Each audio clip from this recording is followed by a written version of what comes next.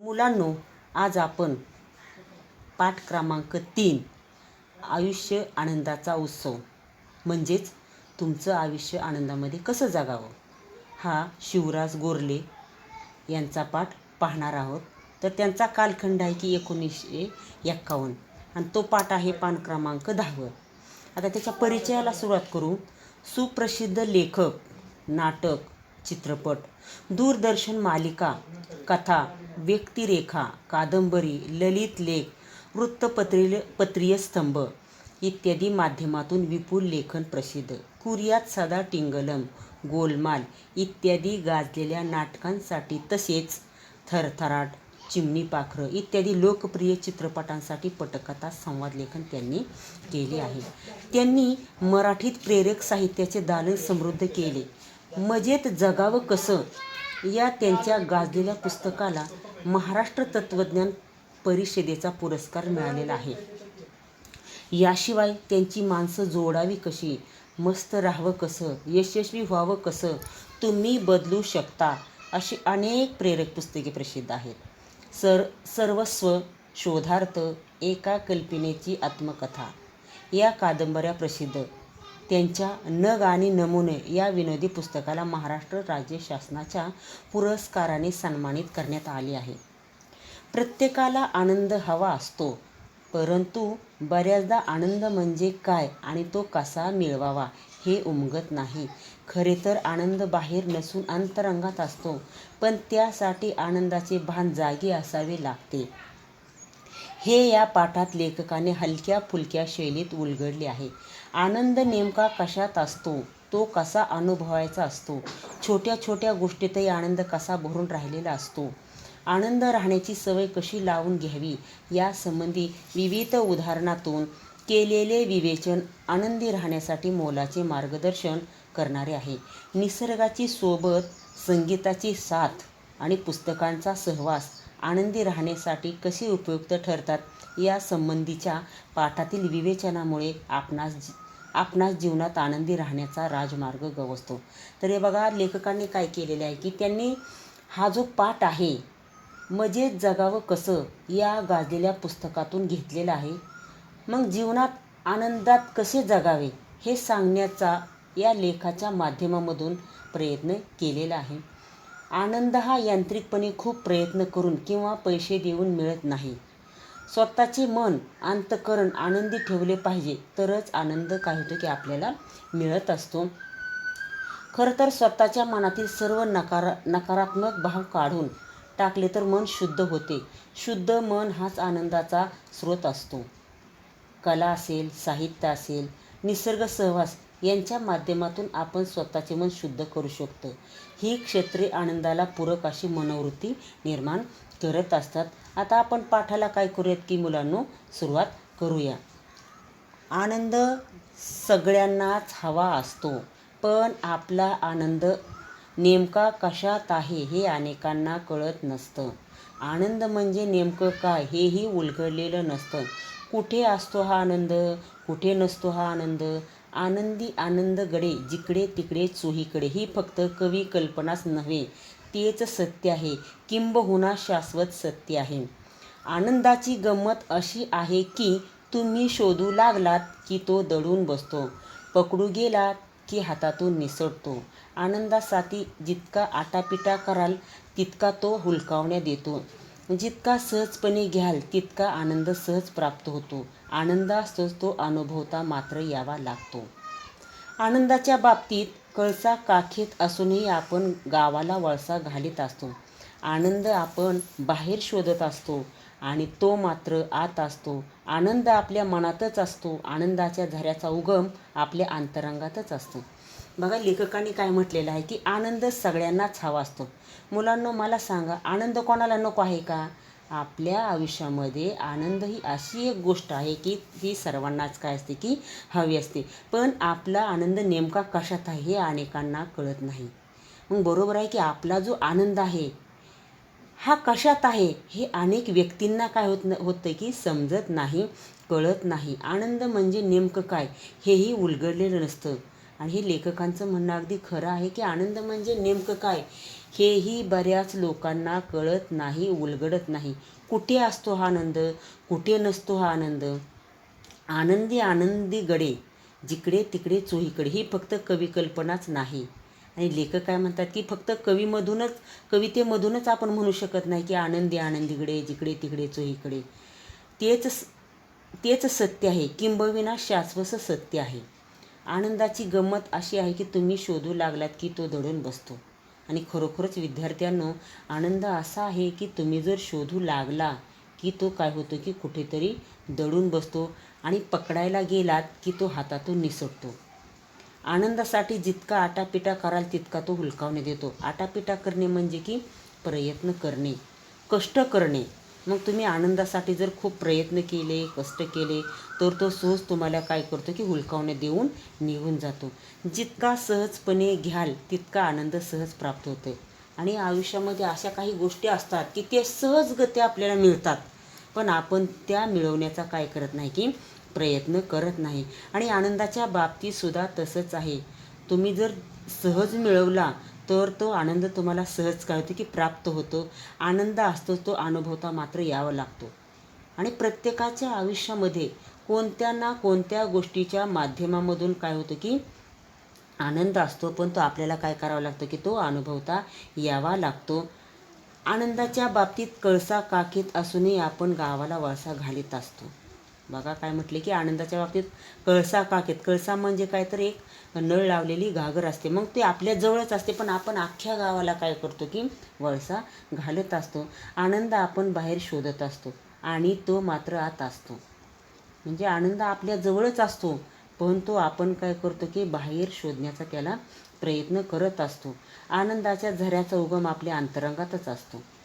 मग आनंदाच्या झऱ्याचा जो उगम आहे, जो सुरुवात आहे, ती आपल्या अंतरंगातूनच व्हावी लागते किंवा ती आपल्याजवळच असते. तरीही आपण आनंद इकडं तिकडं शोधण्यात काय करतो की वेळ घालवत असतो. हे खरं आहे की आनंद सर्वत्र असतो. मग हे आनंद आहे, या पृथ्वी तलावर आनंद आहे, सगळीकडे आहे, पण अंतरंगात आनंद असेल तरच तो अनुभवता येईल ना. मग जर तुमच्या मनामध्ये, तुमच्या आतल्या मनामध्ये, तुमच्या अंतरंगामध्ये जर तो आनंद असेल तरच तुम्ही तो अनुभवता येणार आहे. आनंदाचं नातं जुळतं ते फक्त आनंदाशी. आणि आनंदाचं जे नातं आहे आणि आनंद जी अशी गोष्ट आहे की त्याचं नातं जुळतं ते फक्त आनंदाशी. आनंदाला आकर्षित करतो तो फक्त आनंदच असतो. आनंदाला प्रसवतो तोही आनंदच. आनंदाचं भान जागृत ठेवणे हेच आनंदाचं रहस्य आहे. असंख्य अगणित पातळ्यांवर आनंद अनुभवता येतो. आपल्या आयुष्यासोबत ज्याचं अस्तित्व असतं तो म्हणजे अस्तित्वाचा आनंद. आपलं अस्तित्व आपण नेहमीच गृहीत धरून चालतो आणि अस्तित्वाच्या आनंदाला मुकतो. आपल्या अस्तित्वाची साक्ष देत असतो तो आपला श्वास. बघा लेखकाने काय म्हणले की आनंदाचं भान जागृत ठेवणं हेच आनंदाचं रहस्य आहे. म्हणजे तुमच्याकडे आनंद आहे हे तुम्ही भान जागृत ठेवायचं आहे, जागं करायचं आहे, हेच खरं रहस्य आहे. असंख्य अगणित पातळ्यांवर आनंद अनुभवता येतो. म्हणजे असंख्य अनेक पातळ्यांवर आनंद तुम्हाला अनुभवता येईल. आता उदाहरणार्थ एखाद्याला आनंद कसा होतो की नवीन घर बांधलं असेल, त्या घरात राहायला जायचं, त्याचा आनंद होतो. एखादी वस्तू खरेदी केली असेल त्याचा आनंद होतो, किंवा एखादी गोष्ट आपल्या मनासारखी घडली असेल त्याचा आनंद होतो, गाडी घेतल्याचा आनंद होतो. म्हणजेच आयुष्यामध्ये माणसाला अगदी छोट्या गोष्टींपासून मोठ्या गोष्टींपर्यंत काय होतं की आनंद होत असतो, पण आपण तो शोधण्याचा कधीही काय करत नाही की प्रयत्न करत नाही. आपल्या आयुष्यासोबत ज्याचं अस्तित्व असतं तो म्हणजे अस्तित्वाचा आनंद. आपलं अस्तित्व आपण नेहमीच गृहीत धरून चालतो आणि अस्तित्वाच्या आनंदाला मुकतो. आपल्या अस्तित्वाची साक्ष देत असतो तो आपला श्वास. बघा काय म्हटलंय पुढे की आपल्या आयुष्यासोबत ज्याचं अस्तित्व असतं, अस्तित्व म्हणजे की आपण असणे, तो म्हणजे अस्तित्वाचा आनंद. आपलं अस्तित्व आपण नेहमीच गृहीत धरून चालतो आणि अस्तित्वाच्या आनंदाला मुकतो. म्हणजे तुम्ही आहात हे तुमचं अस्तित्व तुम्हाला काय करतं की साक्ष देत असतो तो आपला श्वास आहे. आपल्या श्वासाचंही आपल्याला भान नसतं. खरं तर श्वास हा शरीर आणि मन यांना जोडणारा सेतू असतो. हा सेतू आपण जाणीवपूर्वक वापरत नाही. पोटातून खोलवर श्वास घेणं केवळ आरोग्यासाठी चांगलं असतं असं नव्हे, तर त्यामुळे मनही शांत होतं. मुख्य म्हणजे श्वासाचं बोट धरून मनापर्यंत पोहोचवता येणं, मनाशी नातं जोडता येणं. पण आपण श्वासाकडे लक्षच देत नाही. आयुष्यातला एक एक क्षण येतो आणि जातो, आपण क्षणाकडे लक्ष देत नाही. एक एक दिवस उजाडतो, मावळतो, आपण दिवसाकडे लक्ष देत नाही. सूर्योदय सूर्यास्त होतो, तोही आपण नीट पाहत नाही. तो दिसतो तेव्हा आपल्याला दृष्टी आहे हे आपण गृहीत धरतो. जे जे आनंद देणार आहेत ते गृहीतच धरून चालल्यामुळे आपल्याला ना सृष्टीचं कौतुक वाटतं, ना दृष्टीचं. आपल्या श्वासाचं, आपल्या अस्तित्वाचं, आपल्या अस्तित्वाच्या आनंदाचं भान हवं. बघा, लेखक काय म्हणतात की आपल्या श्वासाचंही आपल्याला भान नसतं. कधीकधी आपल्याला श्वास आपण घेतो या गोष्टीचं सुद्धा कधीकधी भान नसतं. खरं तर श्वास हा शरीर आणि मन यांना जोडणारा दुवा आहे.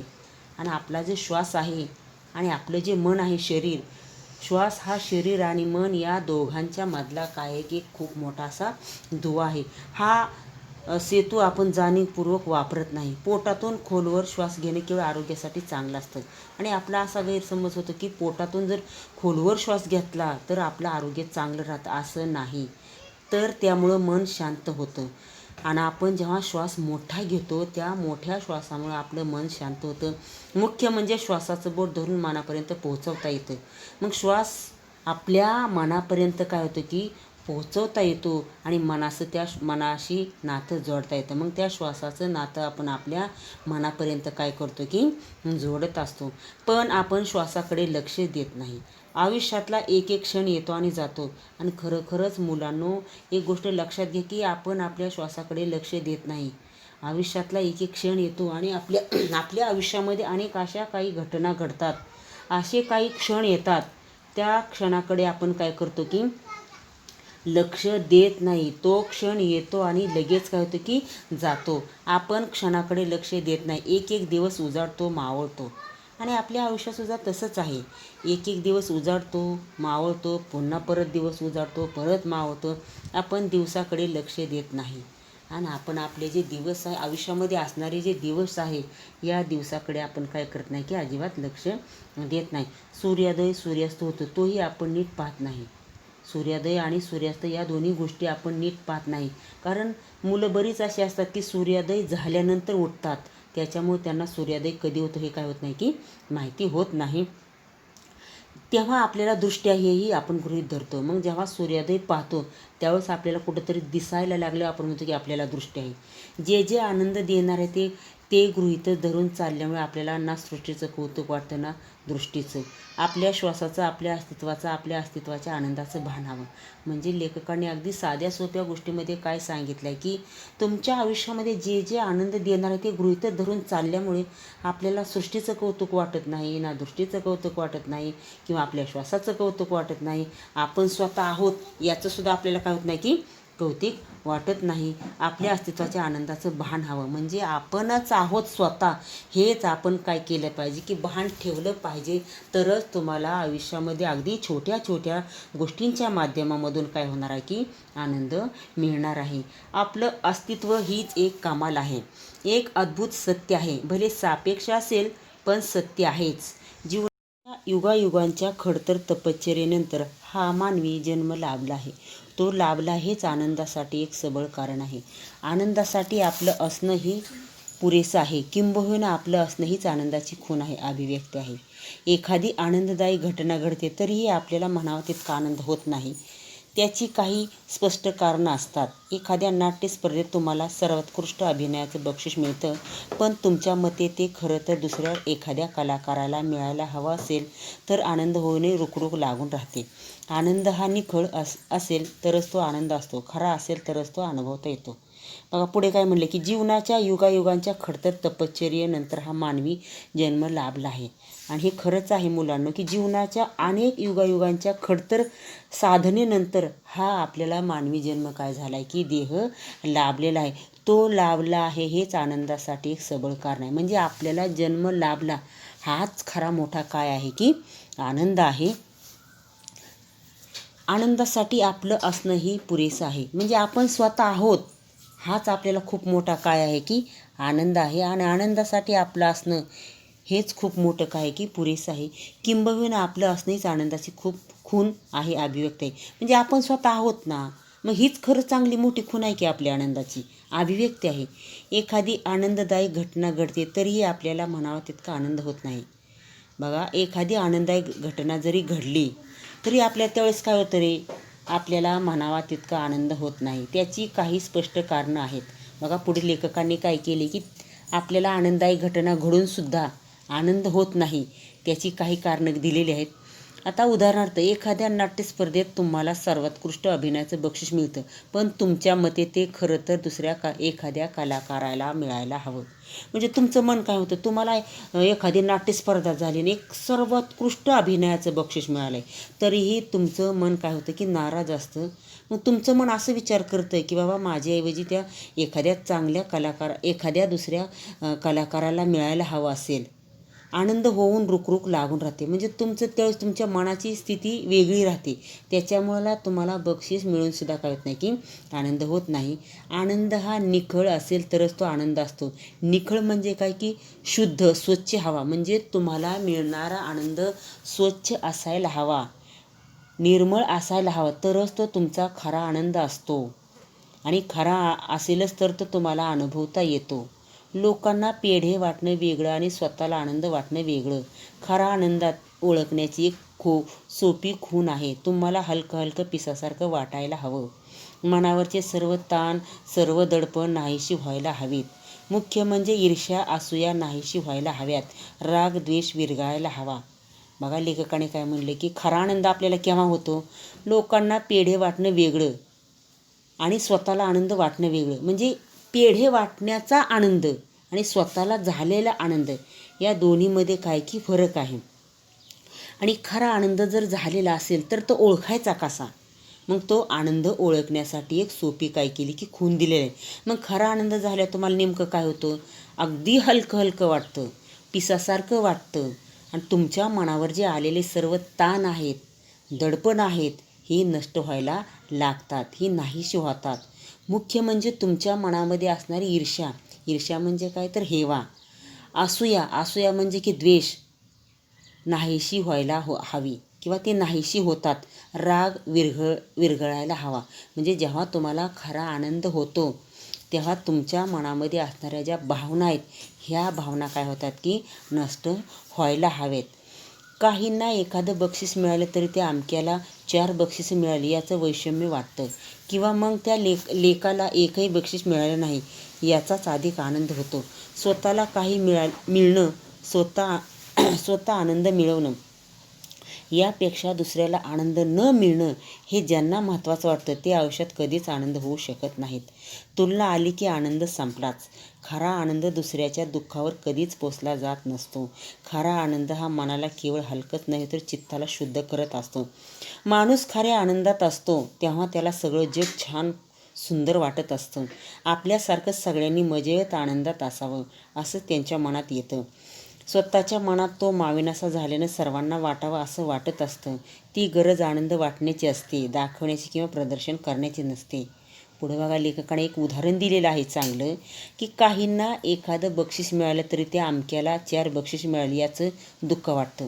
आणि बऱ्याच लोकांची मनोवृत्ती अशी असते, काहींना एक जरी बक्षीस मिळालं तरी त्या अमक्या दुसऱ्याला 4 बक्षिसे मिळाली याचं दुःख वाटतं. मग त्या लेकाला एकही बक्षीस मिळालं नाही याचाच अधिक आनंद होतो. मग आपली मनोवृत्ती काय होते, त्या एखाद्याला एकही बक्षीस मिळालं नाही याचं आपल्याला काय होतं की आनंद होतं. स्वतःला काही मिळणं, स्वतः आनंद मिळवणं यापेक्षा दुसऱ्याला आनंद न मिळणं ही ज्यांना महत्त्वाचं वाटतं ते आयुष्यात कधीच आनंद होऊ शकत नाहीत.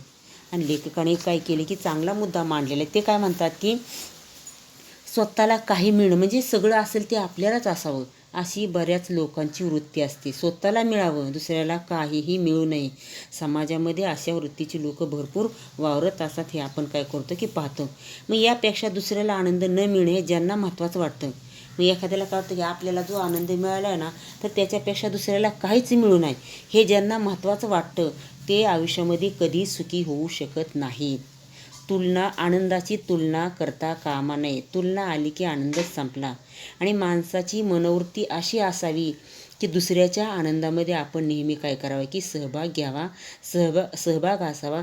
दुसऱ्याच्या आनंदामध्येच आपण आपला आनंद काय केला पाहिजे की मानला पाहिजे. आनंदाची कोणत्याही गोष्टीमध्ये तुलना करता कामा नाही. आणि जर त्या ठिकाणी तुलना आली तर तुमचा आनंद काय होतो की संपलाच जातो. खरा आनंद दुसऱ्याच्या दुःखावर कधी पोचला जात नाही. आणि जर एखाद्याला दुःख झाले मग त्याला दुःख झालं म्हणून आपण आनंदी असतो का? नाही. तर खरा आनंद दुसऱ्याच्या दुःखावर कधी पोचला जात नसतो. खरा आनंद हा मनाला केवळ हलकंच नाही तर चित्ताला शुद्ध करतो. जर तुम्हाला खरा आनंद झाला असेल तर तुमचं जे मन आहे, चित्त आहे, याला काय करतो की ते शुद्ध करत असतो. माणूस खऱ्या आनंदात असतो तेव्हा त्याला सगळं जग सुंदर वाटत असतं. आणि एखादा माणूस जर मनापासून आनंदात असेल आणि खरोखरच त्याला त्याच्या अंतःकरणापासून जर आनंद झाला असेल तर तेव्हा त्याला सगळं जग छान सुंदर वाटतं. आता उदाहरणार्थ एखादा मुलगा असेल आणि त्याच्या शाळेमध्ये जर तो 12वीला शाळेत पाहायला आला तर त्याला एवढा मोठा आनंद होतो की त्याला असं वाटतं की मी एकटाच आनंदात आहे, म्हणजे सगळं जगसुद्धा काय की आनंदात असावं असं त्याच्या मनामध्ये येत असतं. स्वतःच्या मनात तो मावेनासा झाल्यानं मग तेवढा मोठा आनंद शाळेत पाहायला आल्याचा आनंद स्वतःच्या मनामध्ये मावत नाही, म्हणून तो काय करतो की इतरांना सांगत असतो.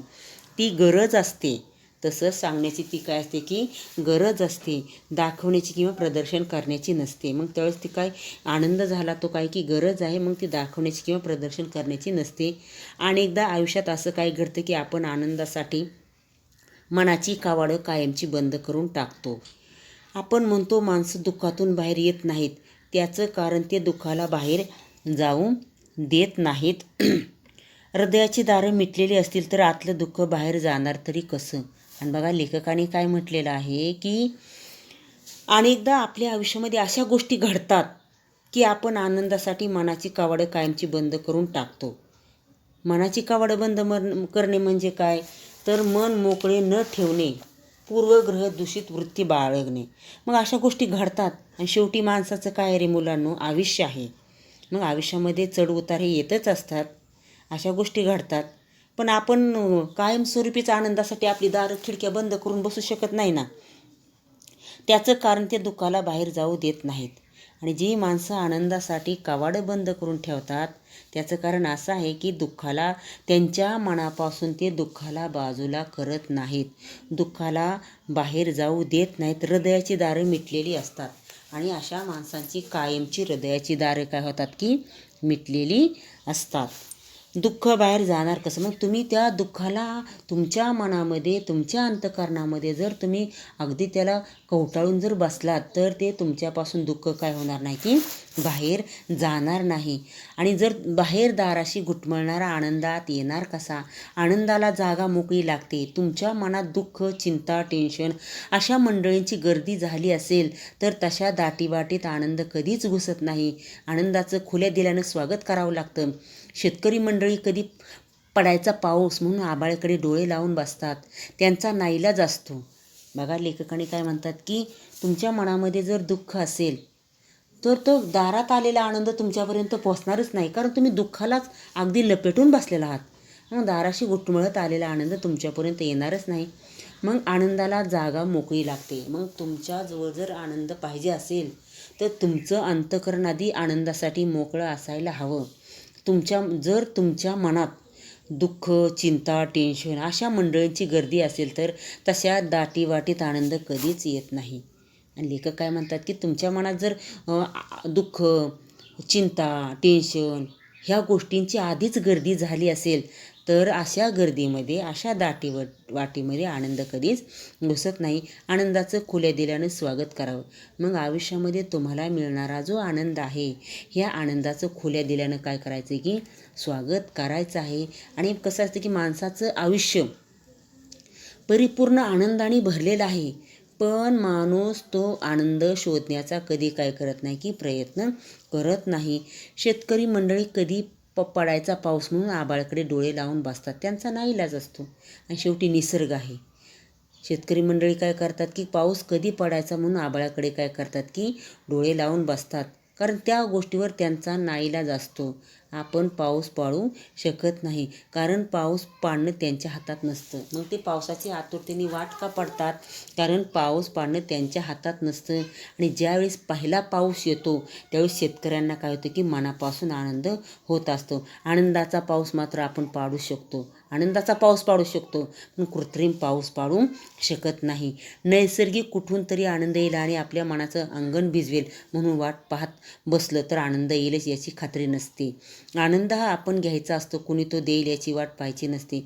एकदा आनंद कसा घ्यायचा याचं तंत्र जमलं की मग मात्र नाही आनंद तोटा अशी अवस्था होते. बघा काय म्हणले की नैसर्गिक कुठून तरी आनंद येईल, म्हणजे आपल्याला आनंदाचं ओझं कोणीतरी आपल्याजवळ आणून देईल आणि आपण त्याच्यातून काढून घेऊ अशी वृत्ती ठेवायची नाही. आपल्या मनाचं अंगण भिजवेल अशी आपण वृत्ती ठेवायची नाही. वाट पाहत बसायचं नाही. आनंद येईलच याची खात्री नसते. आनंद हा आपण घ्यायचा असतो, म्हणजे आपल्याला कोणीतरी, आता उदाहरणार्थ असं आहे का आमच्याकडे जास्त आनंद झाला आहे म्हणून तुमच्याकडे द्या, असं काही नसतं. मग आपण तो निर्माण करायचा असतो. कुणी देईल याची वाट पाहत बसायची नसते. आनंद कसा घ्यायचा याचं तंत्र, जर एखाद्या व्यक्तीला आयुष्यामध्ये आनंद कसा घ्यायचा, तो कसा मिळवायचा याचं जर तंत्र जमलं, मग मात्र त्या व्यक्तीच्या आयुष्यामध्ये आनंदाला कोणताही तोटा राहणार नाही. आनंद हा तुमचा स्वभाव व्हायला हवा. आनंदात राहण्याची सवय जडायला हवी. सगळी धडपड आनंदासाठी चाललेली असते, पण आनंद घ्यायला वेळ नसतो, हेच अनेकांचं दुःख असतं. दुःखासाठी आपण भरपूर कारणं शोधलेली असतात. आनंदासाठीचीही मात्र मोजकीच कारणं आपल्याला माहिती असतात. खरं म्हणजे हे उलट व्हायला हवं. आनंद होणं, छान वाटणं, मस्त वाटणं हे एकदम सोपं आणि सवयीचं करून घ्यावं. वाईट वाटणं दुर्मिळ अपवादाचं करून ठेवावं. बघा काय म्हटले की आनंद हा तुमचा स्वभाव व्हायला हवा, म्हणजे तुमचा स्वभाव नेहमी आनंदी ठेवा. कारण तुमच्याकडं पाहून दुसऱ्या व्यक्तीला काय झाला पाहिजे की आनंद झाला पाहिजे. आनंदात राहण्याची सवय जडायला हवी, म्हणजे तुम्ही आनंदात राहण्याची सवय जोडून घ्या, तुमच्या शरीराला लावा. सगळी धडपड आनंदासाठी चाललेली असते. मग आयुष्यामध्ये आपण कष्ट करतो, मग ते विनाकारण नाही. कुठंतरी आपल्याला आयुष्यामध्ये थोडा का होईना पण आनंद मिळावा, आपलं जीवन चांगल्या पद्धतीने जगता यावं, ह्याच्यासाठी आपली काय चाललेली असते की धडपड चाललेली असते. आनंद घ्यायला वेळ नसतो, हे अनेकांचं दुःख असतं. समाजामध्ये बऱ्याच अशा प्रवृत्तीची लोक असतात की आनंद घ्यायला त्यांच्याकडे काय नसतो की वेळ नसतो, हे त्यांचं दुःख आलं.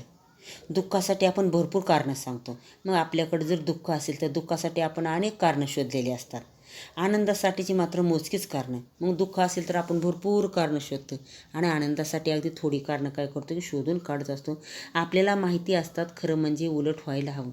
आनंद होणं, छान वाटणं, मस्त वाटणं हे एकदम सोपं आणि सवयीचं करून घ्यावं. मग आनंद होणं म्हणजे छान वाटणं म्हणजे काय करायचे की तुम्ही व्यवस्थित स्वच्छ टापटीप नीटनेटकेपणाने राहायचे, आनंदी राहायचे आणि तुमच्याकडं पाहून इतरांनासुद्धा काय झालं पाहिजे की आनंदी वाटलं पाहिजे, त्या व्यक्तीनेसुद्धा तसं राहिलं पाहिजे. सौंदर्य जसं पाहणाऱ्यांच्या दृष्टीत असतं आणि सौंदर्य हे जसं पाहणाऱ्यांच्या दृष्टीत असतं तसा आनंद घेणाऱ्यांच्या वृत्तीत असतो. लहान मुलं निरागस आनंदी वृत्तीचे असतात, म्हणूनच ती आनंद घेण्यात तरबेज असतात. आनंद हा त्यांचा आग्रह असतो, अधिकार असतो. त्यांनी हात केल्यावर चिमणी भुरकन उडाली तरी त्यांना केवढा आनंद होतो की ती आतून हसतात ती. बघा, सौंदर्य जसं पाहणाऱ्यांच्या दृष्टीत असतं, म्हणजे हे जे निसर्ग सौंदर्य आहे हे प्रत्येकाच्या पाहण्याच्या दृष्टिकोनात काय असतं की वेगवेगळं असतं. पाहणाऱ्यांच्या दृष्टीमध्ये ते सामावलेलं असतं. तसं आनंदाच्या बाबतीतही होऊ शकतं ना. आनंदसुद्धा घेणाऱ्यांच्या वृत्तीत असतो.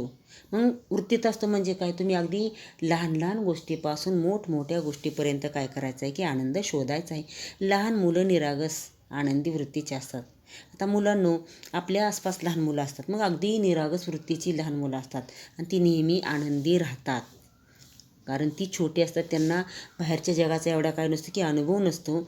मग आनंदी वृत्तीचे असतात, म्हणूनच ते आनंद घेण्यामध्ये हुशार असतात. आनंद हा त्यांचा आग्रह असतो. लहान मुलांचा आनंद घेणं हा त्यांचा काय आहे की आग्रह आहे, अधिकार आहे. जर त्यांनी हात केला आणि चिमण्या जर पटकन उडून गेल्या तर त्या मुलांना किती मोठा आनंद होतो आणि ही मुलं आतून काय करतात की सुखावत असतात, आतून हसत असतात. आपण मोठे होतो आणि या छोट्या छोट्या आनंदाला पारखे होतो. आनंदाची हीच तर गंमत आहे. आनंद छोट्या छोट्या गोष्टीतच असतो. आपण मात्र तो मोठ्या गोष्टीत शोधत असतो. आयुष्यात अशा मोठ्या गोष्टी, आनंदाचे मोठे प्रसंग कितीसे येतात, तेव्हाच आनंद घ्यायचा आणि बाकी आयुष्यात नुसते टेन्शन, नुसतं रेटत राहायचं. आनंद कणाकणानं टिपायचा असतो, क्षणाक्षणाने घ्यायचा असतो. आपल्याला मात्र तो टनाटनाने हवा असतो. खाईन तर तुपाशी, नाहीतर उपाशी. तिथंच सगळं चुकतं. आणि बघा, लेखक काय म्हणतात की आपण मोठे होत जातो आणि आपण लहानाचे काय होतं की मोठे मोठे होत जातो. मग छोट्या छोट्या आनंदाला पारखे होतो. म्हणजे आपण त्या छोट्या छोट्या आनंदापासून मुक्त होतो, बाजूला होतो. आनंदाची खरं तर हीच गंमत आहे. आनंद छोट्या छोट्या गोष्टीतच असतो. आणि आपले आयुष्य जगत असताना आनंद हा छोट्या छोट्या गोष्टीमध्येच काय होतं की सामावलेला असतो. आपण मात्र मोठ्या गोष्टीत नेहमी शोधण्याचा प्रयत्न करतो. कारण आपण मोठे झालेले असतो तेव्हा आपल्याला काय वाटतं की आपला जो आनंद असेल तर मोठमोठ्या गोष्टीतच आपण करतो की शोधत असतो. आयुष्यात अशा मोठ्या गोष्टी, आनंदाचे मोठे प्रसंग कितीसे येतात. आयुष्य असं आहे की आयुष्यामध्ये मोठ्या गोष्टी, मोठ्या आनंदाचे प्रसंग अगदी कमी येत असतात. तेव्हाच आनंद घ्यायचा आणि बाकी आयुष्य काय नुसतं रेटत राहायचं का? म्हणजे असं आहे का उदाहरणार्थ की मोठीच एखादी गोष्ट घडली, मग त्याच्या माध्यमामधून मी मोठा आनंद घेईन, मग बाकीचं आयुष्य नुसतं काय करायचं की टेन्शनमध्ये ते रेटतच राहायचे का? आनंद कणाकणाने टिपायचा असतो. आणि मुलांनो, एक लक्षात घ्या, आपल्या आयुष्यामध्ये येणारा जो आनंद आहे, हा आनंद आपण काय करायचं की कण म्हणजे काय की छोट्या छोट्या गोष्टीच्या माध्यमामधून आपण हा आनंद काय करायचा आहे की शोधायचा असतो. आपल्याला मात्र तो टनाटनाने हवा असतो. मग आपल्याला वाटतं की आम्हाला छोट्या गोष्टीमधला आनंद नको, आम्हाला एकदम आनंद हवं. हे कसं शक्य होत नसतं. खाईन तर तुपाशी, नाहीतर उपाशी. तिथं सगळं चुकतं. आणि लेखक काय म्हणतात की खाईन तर तुपाशी, नाहीतर उपाशी. जर आपण असं म्हणत राहिलो तर तिथंच आपल्या आयुष्याचं गणित काय होतं की चुकत असतं. निसर्गात तर काय आनंद भरून राहिलेला आहे. देता किती घेशील दो कारणे, अशी चौगी परिस्थिती आहे. हिवाळ्यातल्या कोवळ्या उन्हाचा आनंद, श्रावणातली रिमझिम अंगावर झेलण्यातला आनंद, चांदण्या रात्री भटकण्यातला आनंद, झाडाचे नुसते आकार पाण्यात हिंडलं तरी थक्क व्हायला होतं, हिरव्या रंगाच्या नुसत्या छटापात राहिलं तरी भान हरपतं, बदलत्या प्रकाशात त्या बदलताना निहाळत बसलं तरी वेडं व्हायला होतं. साक्षात निसर्ग ज्यांना आनंद देऊ शकत नाही त्यांनी आयुष्यातील आनंदाला विसर्ग द्यावा, हेच खरे. आणि लेखक काय म्हणतात बघा पुढे की निसर्गात तर काय आनंद भरून राहिलेला आहे. आणि मुलांनो, तुम्ही जर निसर्गाच्या आसपास गेलात तर निसर्गामध्ये तर आनंद कायमस्वरूपी भरून राहिलेला आहे. आता एक उदाहरण द्यायचं म्हटलं तरी आपण आता पावसाळ्यामध्ये सगळीकडे ही सृष्टी काय झालेली आहे रे, हिरवीगार भरून झालेली आहे. सगळीकडे हिरवगार दिसत आहे आणि निसर्गाची खरी ही किमया आहे, जादू आहे. आणि आपल्याला ह्या गोष्टीमधून सुद्धा काय होते की आनंद मिळत असतो. देता किती घेशील दो कारणे. मग निसर्ग देत राहिलेला आहे, तुम्ही दोन हाताने काय करायचं आहे की घ्यायचं आहे. अशी चालगी परिस्थिती आहे. हिवाळ्यातल्या कोवळ्या उन्हाचा आनंद. आणि आपल्याला काय होतं बघा, हिवाळ्यामध्ये कोवळं जे ऊन असतं, ह्या उन्हाचा सुद्धा आपल्याला काय होतं की आनंद घ्यावासा वाटतो. हे ऊन अगदी शरीरासाठी काय असतं की चांगलं असतं. श्रावणातली रिमझिम अंगावर झेलण्यात आनंद. आणि श्रावण महिन्यामध्ये छोटी छोटी पावसाची जी रिमझिम येते, ही रिमझिम आपण अंगावर जो झेलतो त्याच्यामध्ये सुद्धा काय होतं की आनंद होत असतो. चांदण्या रात्री भटकण्यातला आनंद. आणि जेव्हा पौर्णिमा असते तेव्हा ते चांदणं असतं. ह्या चांदण्या रात्रीमध्ये जेव्हा तुम्ही भटकता, हिंडता, फिरता, तेव्हा त्या भटकण्यातला आनंदसुद्धा कसा असतो की वेगळाच असतो. झाडाचे नुसते आकार पाहत हिंडलं तरी थक्क व्हायला होतं. आणि बघा, निसर्गाची एवढी मोठी किमया आहे किंवा एवढी मोठी जादू आहे की तुम्ही ह्या निसर्गामध्ये नुसते झाडांचे आकार जरी पाहत हिंडलं तरी तुम्हाला थक्क व्हायला होतं. कारण निसर्गामध्ये वेगवेगळ्या प्रकारची आणि वेगवेगळ्या स्वरूपाची आणि वेगवेगळ्या आकाराची काय आहेत की झाडं आहेत. हिरव्या रंगाच्या नुसत्या छटा पाहत राहिलं तरी मन हरपतं. आणि तुम्ही जर हिरव्या रंगाच्या नुसत्या छटा पाहत राहिलं तरी तुम्हाला थक्क व्हायला होतं, तुमचं भान हरपतं. बदलत्या प्रकाशात त्या बदलताना निहाळत बसलं तर वेडं व्हायला होतं. आणि जसा प्रकाश बदलत्या प्रकाशात त्या बदलताना निहाळत बसलं तर ते आपण काय होतं की खरं तर निसर्गाची जादू पाहत असताना आपण काय होतं की वेडं होऊन जात असतो. साक्षात निसर्ग ज्यांना आनंद देऊ शकत नाही त्यांनी आयुष्यातील आनंदाला विसर्ग द्यावा.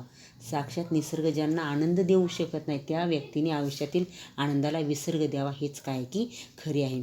संगीताच्या 7 सुरांमध्ये तर 7 जन्म पुरेल एवढा आनंद भरून राहिलेला आहे. आपलं शास्त्रीय संगीत ही तर आनंदाची इस्टेटच आहे.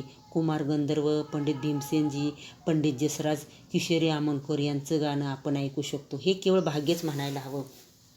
आत्मिक आनंद म्हणतात तो यापेक्षा फारसा वेगळा नसावाच.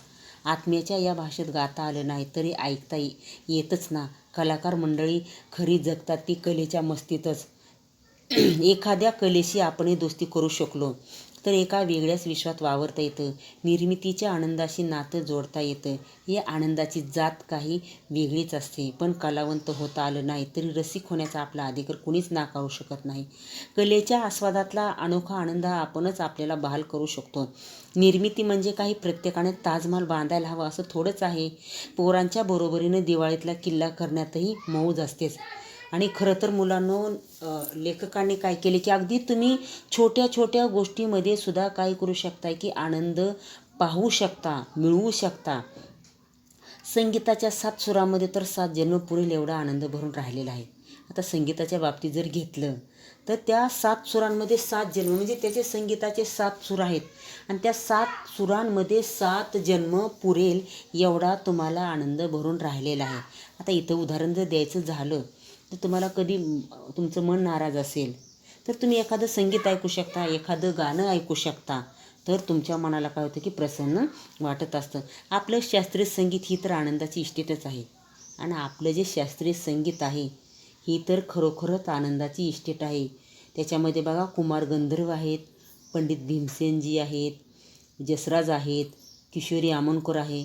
यांचं गाणं आपण ऐकू शकतो. म्हणजे तुमच्या मनाला जर कुठंतरी दुःख वाटत असेल आणि आनंद हवा असेल तर तुम्ही या छोट्या छोट्या गोष्टीमधून काय करू शकता की आनंद मिळवू शकतात. आत्मिक आनंद म्हणतात तो यापेक्षा फारसा वेगळा नसावाच. आत्म्याच्या या भाषेत गाता आलं नाही तरी ऐकता येतच ना. मग जर तुम्हाला गाणं गाता नाही आलं तर तुम्ही दुसऱ्यांनी गायलेली गाणीसुद्धा तुम्ही काय करू शकता की ऐकू शकता आणि त्या गाण्याच्या माध्यमामधून तुम्ही काय करू शकता की आनंद मिळवू शकता. कलाकार मंडळी खरी जगतात ती कलेच्या मस्तीतच. आणि एवढी मोठी कलाकार मंडळी आपल्याकडं आहेत, ती त्यांचं जीवन जगतात, ती खरोखरच कलेच्या मस्तीमध्येच काय होतात की जगत असतात. एखाद्या कलेशी आपण दोस्ती करू शकलो तर एका वेगळ्याच विश्वात वावरता येतं. मग जर तुम्हाला एखादी कला असेल आणि त्या कलेशी जर तुम्ही दोस्ती केली तर तुम्हीसुद्धा इतरांच्या सारखं वेगळ्या जगामध्ये काय करू शकता की वावरू शकता, वागू शकता. निर्मितीच्या आनंदाशी नातं जोडता येतं. मग तुम्ही काहीतरी नवीन निर्मिती करू शकता ना. निर्मितीच्या आनंदाशी तुम्हाला त्या काय करू शकता की नातं जोडू शकता. आनंदाची जात काही वेगळीच असते. म्हणजे लेखकांना एवढंच म्हणायचं आहे की तुम्ही अगदी छोट्या छोट्या गोष्टींमधून आयुष्यातला आनंद काय करू शकता की शोधू शकत असता. पण कलावंत होता आलं नाही तर रसिक होण्याचा आपला अधिकार नक्की कुणीच नाकारू शकत नाही. जर तुम्ही कलावंत नाही झालं, असं आहे का तुम्ही कलावंत असेल तरच तुम्हाला आनंद मिळेल. जर तुम्ही कलावंत नाही झालात तरी तुम्ही रसिक होण्याचा आपला अधिकार तो कोणीच काय करू शकत नाही की नाकारू शकत नाही. कलेच्या आस्वादातला अनोखा आनंद आपणच आपल्याला बहाल करू शकतो. मग कलेचा जो आस्वाद आहे आणि एवढ्या मोठ्या कलेच्या आस्वादातला अनोखा म्हणजे नवखा वेगळा आनंद हा आपणच आपल्याला काय करू शकतो की बहाल करू शकतो. निर्मिती म्हणजे काही प्रत्येकाने ताजमहाल बांधायला हवा असं थोडंच आहे. म्हणजे निर्मिती म्हणजे काय की तुम्ही एखादी नवीन गोष्ट निर्माण करा. म्हणजे काय प्रत्येक व्यक्तीने ताजमहाल बांधायला पाहिजे का? प्रत्येक व्यक्तीनं ताजमहाल बांधायला हवं असं थोडंच आहे का? पोरांच्या बरोबरीने दिवाळीतला किल्ला करण्याची मौज असतेच. मग तुम्हीसुद्धा घरातली मोठी मंडळी जेव्हा दिवाळीचा सण असतो आणि त्या दिवाळीच्या सणाला मुलं काय करतात की किल्ला बांधतात. मग त्या किल्ला बांधण्यामध्ये तुम्हीसुद्धा तुमचा काय करू शकता की आनंद घेऊ शकता, मौज घेऊ शकता, त्याच्यामध्ये तुम्ही सहभाग घेऊ शकता. शिकण्यातला आनंद हा तर आयुष्यभर न संपणारा असतोच. शिकलेलं शिकवण्यातही आनंद असतोच. हा आनंद आपण किती घेतो? नाईलाज नव्हे, परीक्षा देण्यासाठी नव्हे की कुणावर उपकार म्हणून नव्हे, केवळ स्वतःची हौस म्हणून काही शिकून पहा.